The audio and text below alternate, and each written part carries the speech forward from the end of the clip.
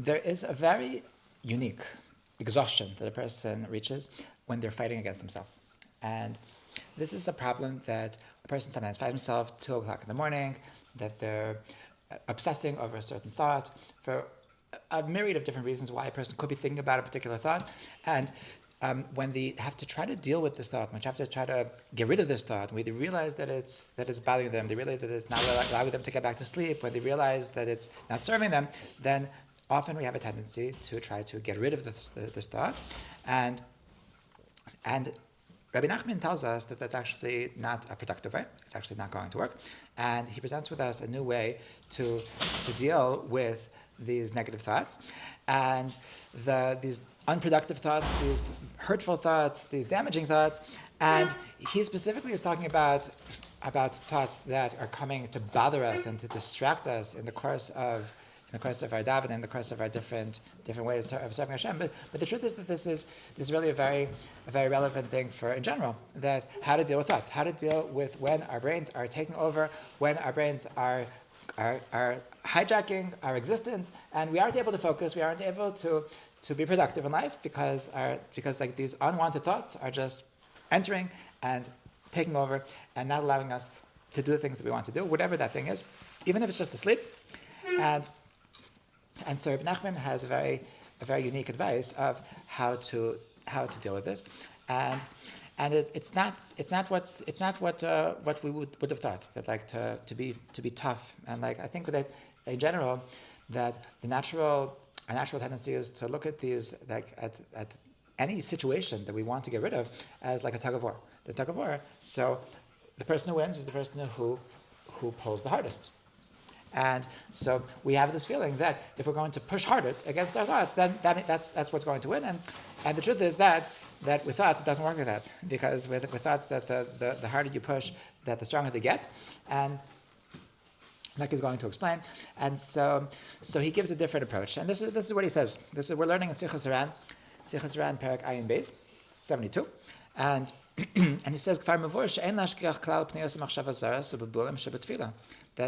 that a person should not react, should not pay any attention to any pniot, any time that his brain is taking him somewhere, when he has these pop-up thoughts in his head and confusions in the middle of tefillah, just do your thing.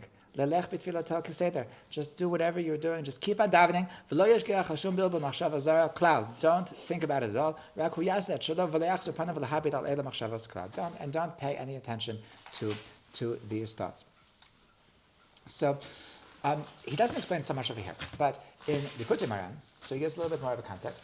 And in the Sichot Haran, Perek Ayin Beis, so he says like this, that he says like, what kind of machshavas are we talking about? So he says specifically, we're talking about 2 kinds of machshavas. We're talking about two kinds of thoughts. Sometimes there were people that apparently would come to Rebbe Nachman and they would have thoughts of idolatry. They would have thoughts of just like a desire, a thought, a possibility of bowing down to a cross or something like that, of denying your Judaism, and like maybe it's not so bad to be some other religion. And that's number one. And number two is thoughts of sexual immorality. And a person has these thoughts, and it's crazy to think that like of all times to have these thoughts, like in the middle of Shemona Esrei, like standing before Hashem and like think about how frustrating it is. That's when you're having your worst thoughts. And so those are the thoughts that he's talking about specifically. And so he says that, and I'm quoting, "Al-Kain Ikra Takana," that the best solution for this situation, that the person that has these kinds of thoughts, whether it's sexual things, whether it's idolatry things, that there is actually no real solution, that the only way that you can really fix it is only if you're going to actually make yourself more holy and more pure, and that way your whole inner workings are going to become more pure, and you should go to a tzaddik. But until then, the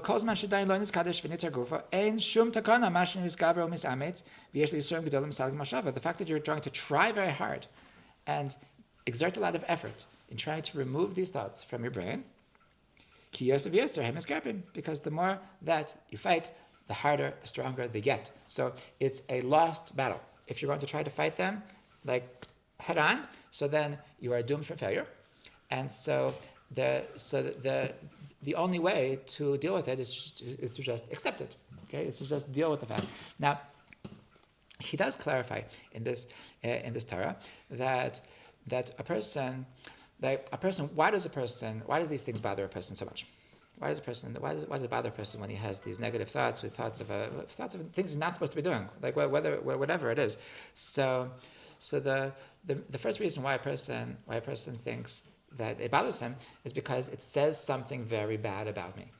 Okay, and the fact that I'm having these thoughts, so it says that I'm an extremely impure person, and it says that I'm a failure. It says that I'm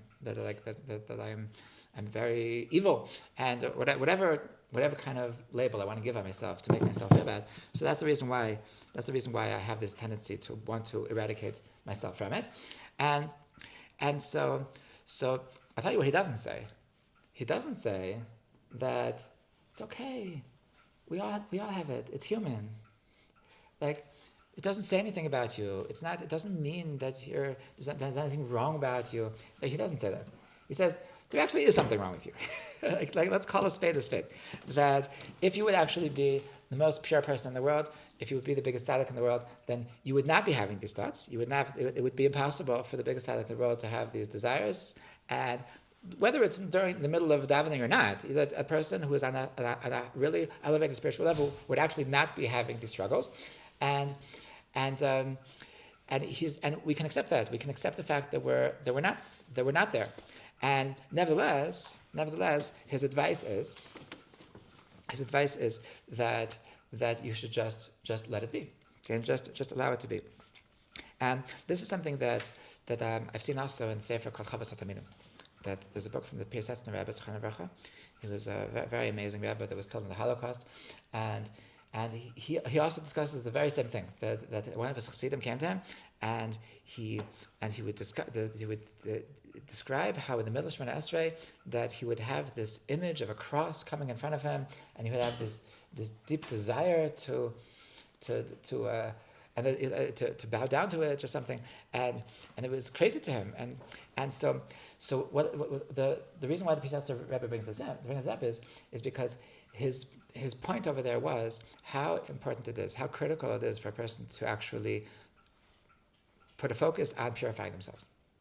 And he was noting that there's a lot of schools of thought that are very action-based, that are behavior-based, that are focused on just following the rules and making sure that you're in line and you don't get out of line, and then they can make you an expert in not getting out of line. And you can condition yourself, whether it's through fear, whether it's through reward, whether it's through whatever, you can condition yourself in behavior. And his point is that that's not enough.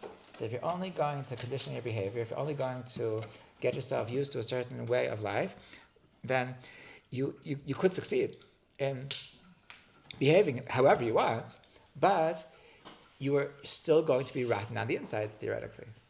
And then that's going to come up. You could be 70 years old, and after being a devout Jew for 70 years of your life, so suddenly you're going to have these crazy, crazy thoughts, and you ask yourself, where are these coming from? And the answer is because you never actually purified yourself. You never actually took the effort to say, like, to deal with the inner layers of your soul. You only dealt with the outer layers of your actions, with the very practical, superficial level of your existence, and you never thought to actually heal yourself from the inside. Okay, so that's the Piaseczner's point, and it's really exactly the same thing as Rebbe Nachman. He says that really the only solution to get rid of these thoughts, to get rid of these tendencies, is only that to purify yourself on the inside. Then you need to go to a Rav, you need to go to a tzaddik that's going to help you to how do I actually purify myself? Like, Hashem, how do I make myself pure? It's a huge thing. But that's not for today. For today is just recognizing that a spade is a spade. That there is something that it's okay. That it's okay to deal with the fact that to accept that there's something wrong with me, and don't sugarcoat it and say that yeah, you're great, it's okay. There's nothing wrong with you. There is something wrong with you, but despite the fact there's something wrong with you, so the way to fight it is not to say, no, I can't be having these thoughts. I'm not that kind of person that I have to get rid of it. It's not going to get rid of it. It's that because the reason why it's there is still there, and the fact that you're fighting it is only going to make it stronger. Now, just that we can already put on the table this thing that he keeps on saying, that if you're going to fight with it, it's going to make it even stronger. So this is an idea that's called in psychology the pink elephant theory. Oh, don't think of a pink elephant. So if somebody tells you don't think of a pink elephant, so that it's impossible not to think of a pink elephant. So that meaning that there's an idea that if I want to affect my thoughts, if I want to change my thoughts, so the more that I notice the thoughts that I don't want to have, so the more I'm giving energy to them, and the stronger they are. Now, why this word psychologically is very simple, because when I'm trying to make sure that I'm not thinking about the pink elephant, so I'm sending a message through my brain to look for pink elephants to make sure that there's no pink elephants in my thoughts. So every time that I'm sending out these searchers in my brain, so then that's actually sending out images of pink elephants into my brain. So of course I'm going to have a pink elephant because it's all the pink elephant lights are turned on.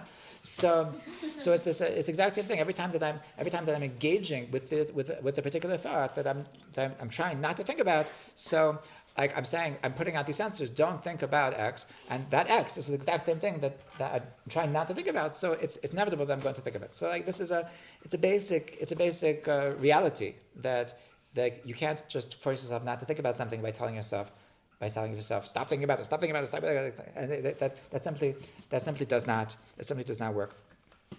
So to clarify, let's take a step back and think about what kind of thoughts are bothering us. What are the different kinds of thoughts that we were trying to heal ourselves from, to be able to live successful lives, to be able to focus on davening or anything else that we're trying to do.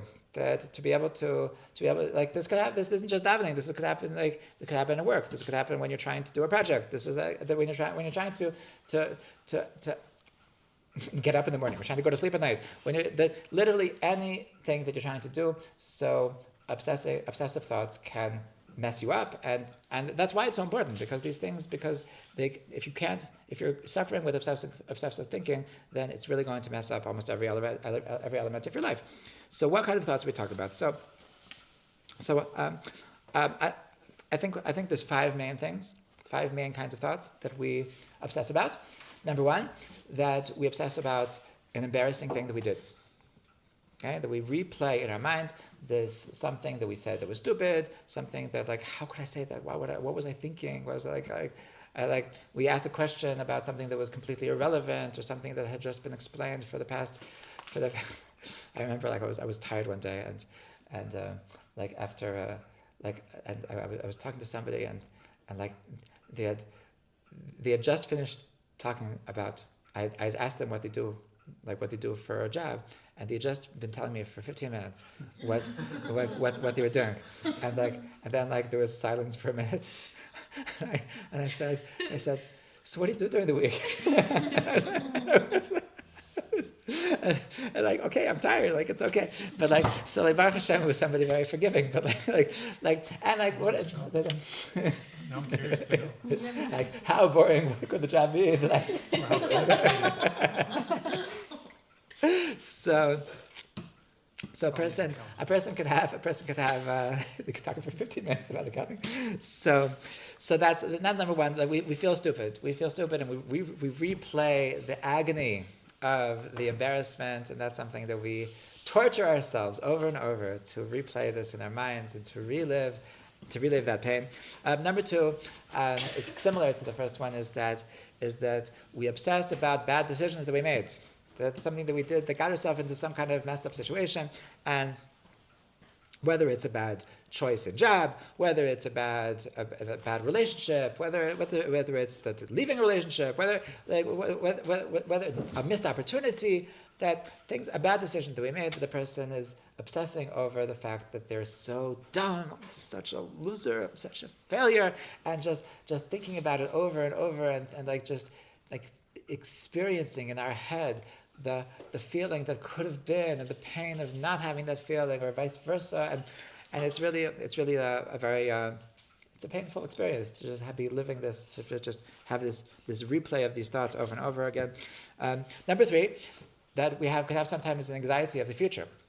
Okay, that we have something that is coming up that is going to be unpleasant. There's something going to be awkward. That is going to be nerve-wracking. That's going to somebody calls me in for a meeting, and I know it's going to be actually very bad. I know that they're going to fire me. I know they're going to break up. I know that, or that there's a good chance that they will, and something is giving me anxiety about that.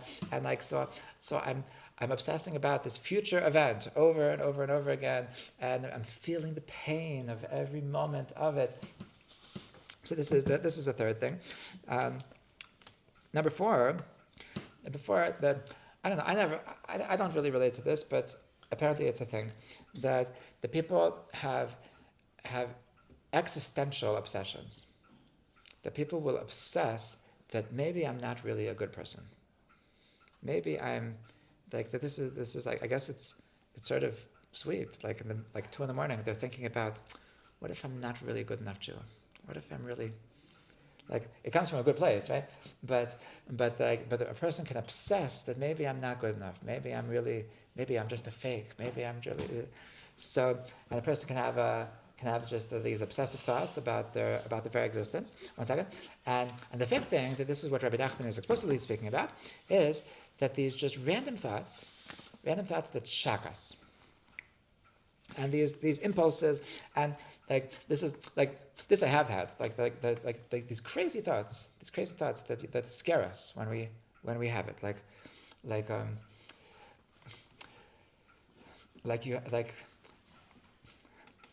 don't know if I should be embarrassed to say these things, but somebody, I was a friend of mine. I remember when I was in high school that I was standing next to somebody, and I was thinking that it would be so funny if he was about to sit down, if I would just pull out the chair and he would fall on the floor, and then you think it's okay. No. You've done it. So I like to so these thoughts, they're just intrusive thoughts. Yeah, a person is thinking, yeah, wouldn't it, maybe I should just push him off the balcony. Maybe I should what? That's less funny. or what Rebbe Nachman is saying, that maybe I'm going to convert to a different religion. Maybe I'm going to do this avera, and you have these thoughts, and you say whoa, where did that come from? What's wrong with me? What's wrong with me? So these are the different, I think the general categories of thoughts that we obsess about. Yeah, what do you want to say? When you said existential, you're saying it's feelings of not being good enough, but it's Mm-hmm. and maybe it falls into the same thing, but existential is what am I gonna do with my life? Is that part of it as well? Because I always say I have existential crisis of who am Mm-hmm. I? Is that Yeah, the same no, thing? for sure. I think another that would also fall into existential, the feeling of what am I? Maybe I'm just going to be a nothing forever. Mm-hmm. Maybe I'm really just a failure. Maybe I'm really just never going to get anywhere. Mm-hmm. Yeah, absolutely. So to obsess about that would be an existential obsession. So why do we have these thoughts? Why do these different thoughts come? So I think that in all of the different examples, so there's this certain subconscious feeling that somehow thinking about it somehow makes it a little bit better. Okay, meaning that if I think about it again, so maybe I'll just learn to make peace with it. And with the embarrassing thing, or with the mistake that I made, or with the future anxiety. So maybe if I think about it just one more time, then I'll actually be prepared, and then I'll be more calm when it actually happens. And that maybe with the existential crisis, the kind of obsession thoughts, that I think to myself, maybe if I think about it more, maybe it'll give me some clarity, so with those things, I think there's a certain subconscious feeling that if I do it if I do it in the right way, then it's going to solve the problem, right? And so with the last category, which is these like shocking thoughts. So it's not coming from there. It's not coming from a place that it's not coming that it's going to solve any problem. It's coming because it actually surprises me. It's actually not coming from something I did in the past. It's not coming from something that's in the some unknown in the future. So where do these things come from? So these things don't come. It doesn't come from a desire to solve the problem. These things come from a desire that's deep inside of me to actually do it, right? And that's what Rebbe Nachman teaches, that really the only way to get rid of those thoughts is only if I'm going to actually purify myself, and like to make myself clean of these desires. Meaning that there's something inside of myself that there's a thought that's coming from somewhere, and the truth is that it is a bit similar. Because the reason why I think about it is my subconscious thinks that if I think about it, it'll give expression to that desire and it'll quiet it, right? If you've ever like had this like a certain urge that you to do something that you didn't want to do, and like you tell yourself, okay, I'll just do it, because otherwise I'm just going to go crazy forever, right? So there's a certain feeling that you're in your subconscious that like I'll think about it because otherwise it'll just bother me forever. And so at least if I think about it, so then I'll be free. But what's the problem? That it doesn't work like that. That the more you think about it, so then the bigger it becomes. And like so that it doesn't solve the problem. It actually exacerbates the problem. So what is actually the solution? So Rebbe Nachman says that instead of fighting against it, which is going to exacerbate it with the pink elephant theory, so instead, you should just let it be.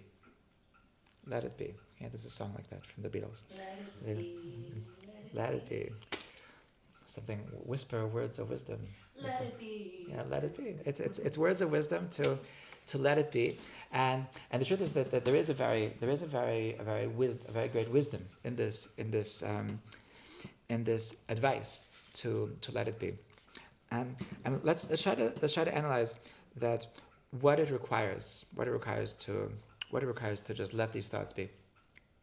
So going in Rebbe Nachman's case, I'm in the middle of davening, okay, or for the same price, I'm in the middle of doing something, I'm in the middle of some project, so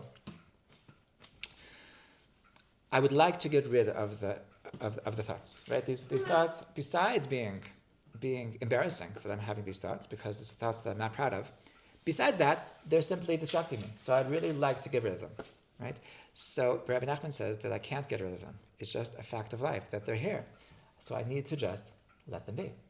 So the first thing that I need to do in order to let them be is to let go of this vision of having a perfect davening. A perfect what? Davening, a perfect prayer. I envision that my prayer is with complete devotion. I envision that my prayer is not going to have distractions. I envision that when I'm thinking about my davening, so I'm not thinking about doing averos. And Rebbe Nachman is saying that just let your thoughts keep on going. Just let them be, and at the same time, simultaneously to all of your horrible thoughts, just do your thing. Just let your davening exist. Like just keep on going. And so it requires letting go of this vision of a perfectionist davening, of a perfect davening. So this is not so easy for some of us because some of us are a little bit perfectionist, and we would like to believe that I can do a good davening, I can do a perfect davening, and this is not for me. It's not appropriate that a person as talented and devoted and amazing as me should be having this messed up davening. And so I have to be a little bit real with myself and say that actually I'm me, I'm human, I'm very far from perfect. That's okay. Hashem knows that. And right now, I have to deal with the reality. I'm not going to be somebody else. I'm not just to transform into the biggest tzaddik in the world. And this is where I am right now. And what I can do right now is I can just keep on davening, or I can just forget about davening, and I'm going to choose the first. I'm going to choose that I'm going to keep on davening. And just to allow myself to have this davening with these messed up kind of davening, kind of thoughts doing at the same time. And to understand that it's worth something even if it's not perfect. It's like that's like having a imperfect davening is infinitely greater than not having a davening. Like, so if I'm going to just stop, if I'm just going to wait until my thoughts clear, wait until, like, can you imagine, like, if you're going out to the park and like you see clouds, and you say, hey, this isn't such a nice day. Let's wait until all the clouds go away. Like this is the reality, like the moment that the last cloud goes away, then suddenly another cloud comes. Like it doesn't work like that. If you're going to be waiting for the perfect sky, it's actually never going to come. So it's really very, very just unwise to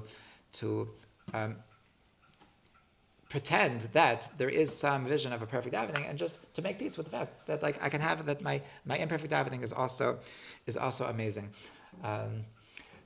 Sophie has a sticker on her computer that I cry a lot, but I'm so productive. I think this is the message. Like a person could cry a lot, and think that like, okay, so if I'm crying a lot, so then I have to stop crying. But who said? Like maybe you don't have to stop crying. Maybe you could just allow yourself to keep on crying, and just as long as you just keep on living, so that's also good. A person has this vision that like, no, I can't cry. That's what unhealthy people do. And if I need to heal myself, I'm like, okay, like if I would have an extra 300 hours of therapy right now, and before my next deadline, so then that would be amazing. But like the reality is that right now this is where I am, so I can cry a lot, and I can still do all my work, and still do all my tasks, and still daven, and like it's okay. Like I'm distracted, and that's okay. I can still have a great life and still be very successful and very productive, despite the fact that I'm crying a lot. Okay? And I think this is precisely what Rebbe Nachman is proposing, that like to accept the fact that life is not going to be perfect, that my davening is not going to be perfect, that none of my tasks, none of my work is going to be perfect, that like all of these things that shouldn't be here are there, and that's okay, because I can let go of this dream of perfectionism. Okay? That's number one. Now, number two, that in order to just let it be, so I also need to let go of a desire for control.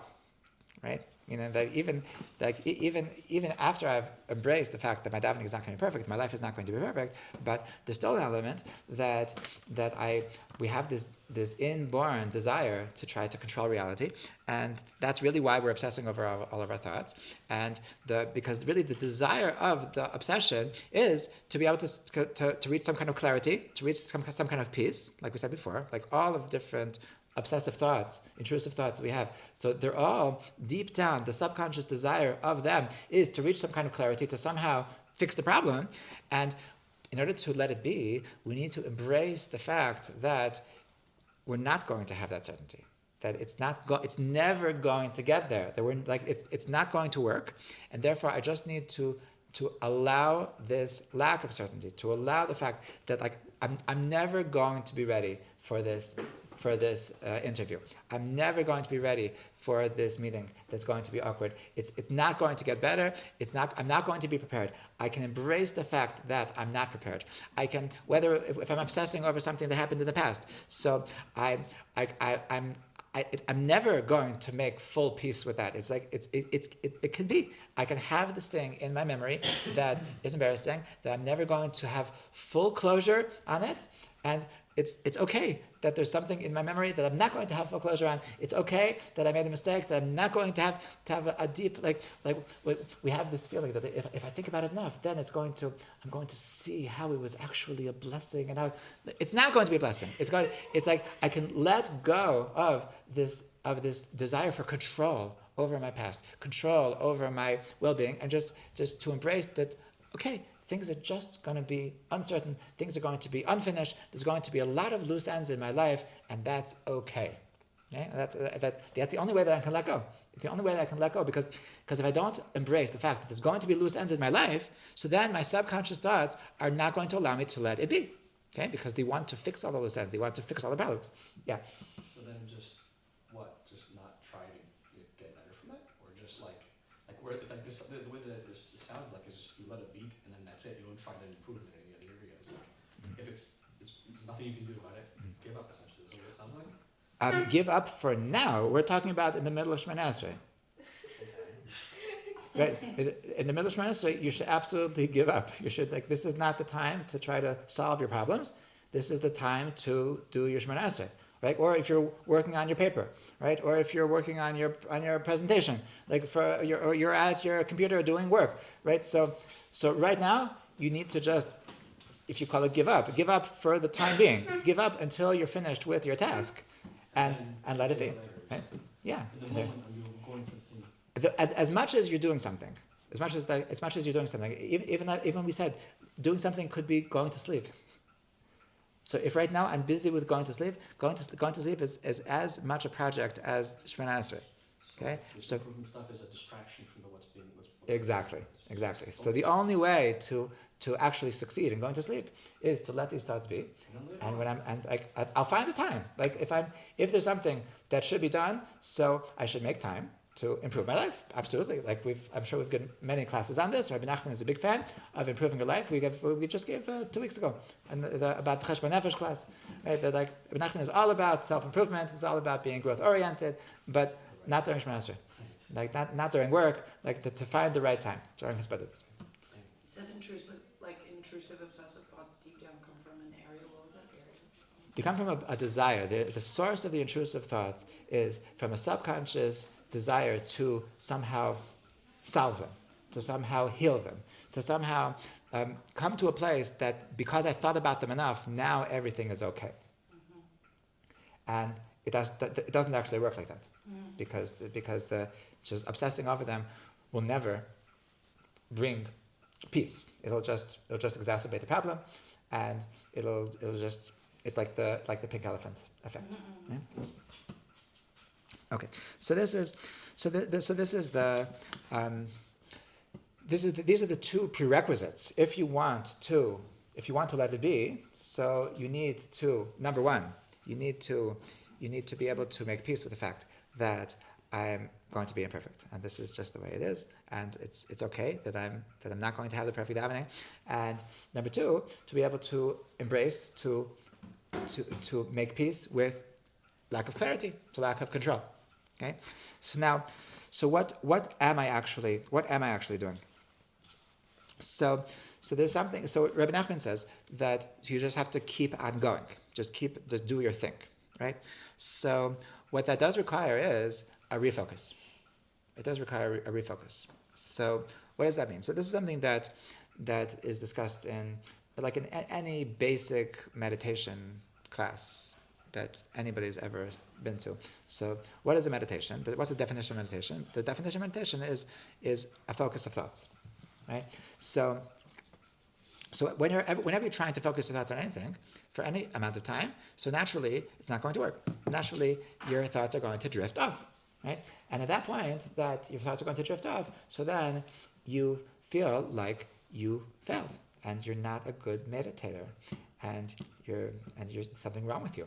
And so what they teach in meditating is to simply drag your focus back to the thing that you're meditating on. Okay? What does it mean to drag it back? That your mind wandered. You're supposed to be thinking about something. Okay? You're supposed to be thinking about how much Hashem loves you. Okay? You're supposed to be thinking in some Kabbalists, they meditate on Yud Kei Vav Kei. They meditate like that. You're thinking about something positive, hopefully. I'm sure people meditate on bad things too. But if let's say you're doing a good meditation, and you're meditating on something good, okay? That I can do this. I can do this. I can do it. And that suddenly you start obsessing about how you failed yesterday and what a fool you made of yourself. And so they say to simply drag yourself back. Okay? And when you see your thoughts wandering, so simply bring them back. Now what does it mean to simply bring them back? So it means without judgment, without saying you're so bad because you stopped You stopped meditating. You're a failure. You're never gonna make it. You're never gonna do this. You aren't built for this. Just without any judgment. Just I noticed that my thoughts wandered, and I came back and I focused back. So that's a simple. That's on a simple level. That is what Rebbe Nachman is saying, and there's something which is actually very, very powerful that I would like to add to this. That the Rebbe Nachman writes in Perek Chavav, in Torah Chavav in the Sichot Haran, and he talks about a particular exercise that a person can do when they are davening, and he noticed that their thoughts drifted to something random. There's something like there's something that I want to note, and that is that it's only when you're meditating or you're davening that you have these thoughts. Like people that just never stop to think about anything, so they're actually going to have much less thoughts than people that think. Which is sort of counterintuitive. Like a person that just always keeps himself busy, just always on their phone, always constantly entertaining themselves, constantly keeping themselves occupied. Okay, so they never have any time to think. Like, I don't know if I've told you before that there was a tzaddik that lived in Yerushalayim. His name was Rav Shlomo Valba. He wrote books called Alei Shor. He lived in Givat Shaul here, and so he was he noticed that it became a new trend in the yeshiva world to always have earphones, to have headphones, and the people that were doing this, so they were thinking that it's the most amazing thing, because until now I had 45 minutes each way of my commute to yeshiva, and I was just wasting my time, spacing out, downtime. And now, Baruch Hashem, because we have headphones, so we can utilize the time properly, and we can learn Torah for the extra hour and a half a day. And everyone who was doing this thought it was like a wonderful thing, that they're being a big tzaddik. And he didn't like it. He didn't like this idea of taking every moment of your time to be absorbing Torah, because he said, when are people going to think? You need downtime to have the ability that your mind should be thinking, should be producing thoughts, and so if you're constantly entertaining yourself, you're constantly consuming. That's the word. Whenever we're giving ourselves something to listen to, when we're giving ourselves something to think about, so then we're consuming thoughts, and we're not thinking thoughts, we're not producing thoughts. So a person could very easily live their entire life as a thought consumer and never be in the business of being a thought producer, right? And so because we're Jewish, so we're instructed to have Shemona Esrei. And Shemona Esrei, we're instructed to produce thoughts, because that's what you're doing. You're standing before Hashem and you're thinking. You're presenting your thoughts to Hashem. So and certainly with meditation, I'm taking time to produce thoughts. I'm directing my thoughts to a certain place because I'm trying to produce a particular thought.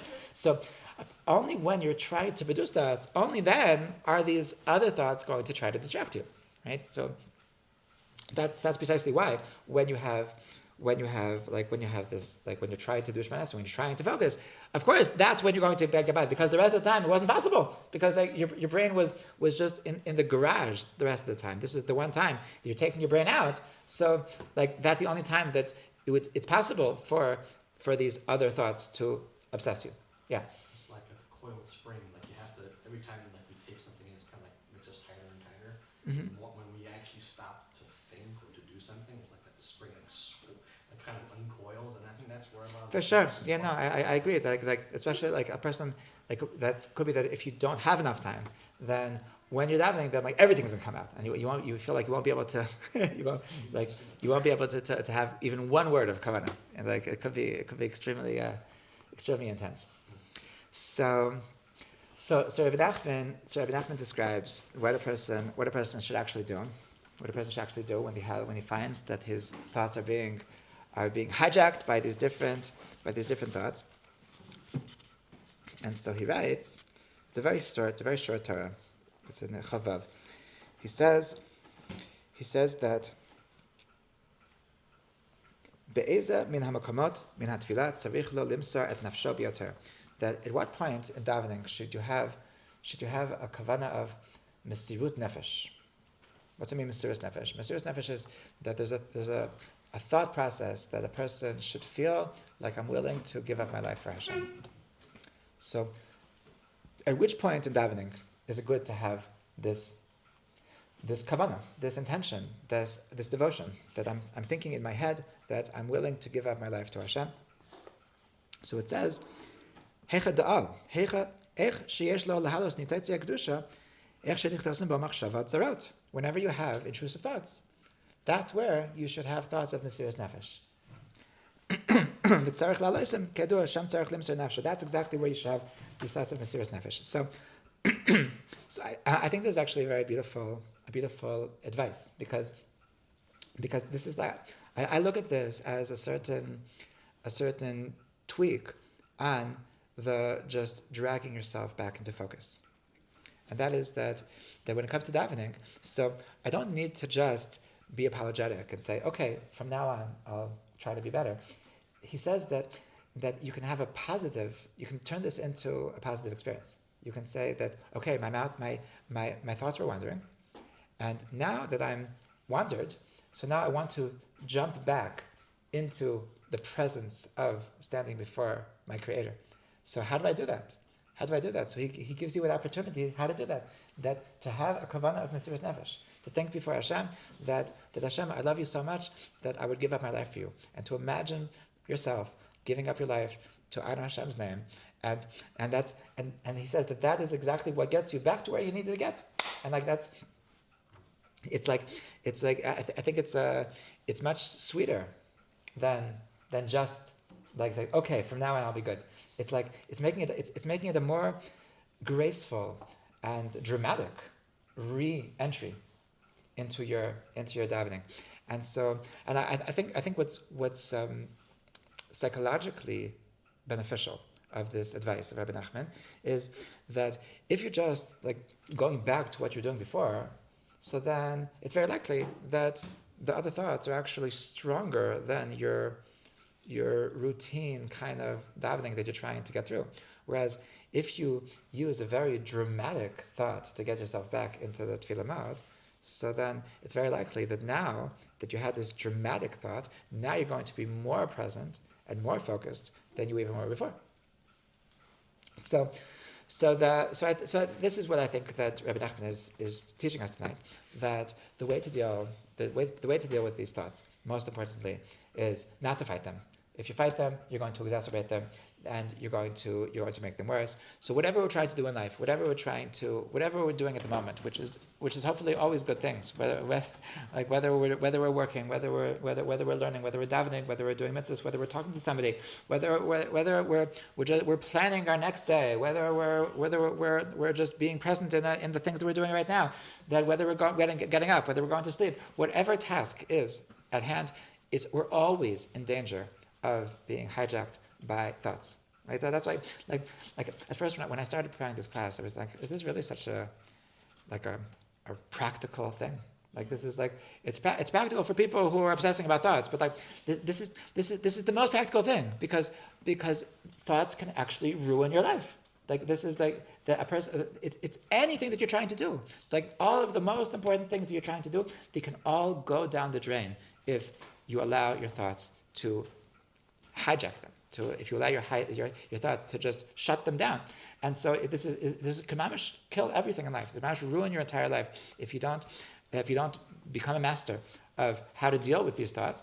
And so number one is to not try to fight them, to recognize the fact that they're there, to recognize the fact that it's part of my reality. And number two, that I can do it with a broken heart, that I can keep on doing, I can allow these thoughts to be here, I can allow these I can allow the crying to be there, I can allow the distractions to be there, and I can keep on going to give up on this dream of having the perfect session, that I'm not going to have any other thoughts, to give up on that dream of being able to be completely perfect, giving up on the dream of getting clarity, giving up on the dream of getting control, and just to let go and to let it be.